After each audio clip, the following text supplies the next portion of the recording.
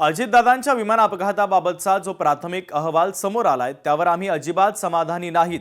या प्रकरणाचा सखोल तपास होऊन सत्य जनतेसमोर आलं पाहिजे असं सुनील तटकरे यांनी म्हटलं। बारामतीची पोटनिवडणूक बिनविरोध करण्यासाठी प्रयत्न सुरू असल्याचं देखील त्यांनी म्हटलं। तर खरात प्रकरणाची सखोल चौकशी व्हावी, खरातला कठोरातील कठोर शिक्षा द्यावी, हे प्रकरण फास्ट ट्रॅक कोर्टामध्ये चालवावं अशी मागणी आता तटकरेंनी केलेली आहे। आयपीसी अंतर्गत ज्या कलमाच्या खाली जो कठोर असेल तो केला जावा, तो फाशीत आली त्याच्यात।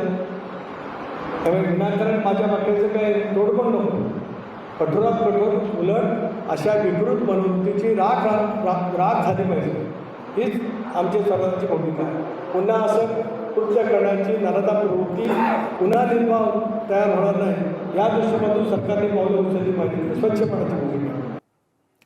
तर खरात प्रकरणाची सखोल चौकशी व्हावी अशी मागणी आता तटकरेंनी केलेली आहे। तर खरातला कठोरातील कठोर शिक्षा दिली जावी असं तटकरे यांनी म्हटलेलं आहे।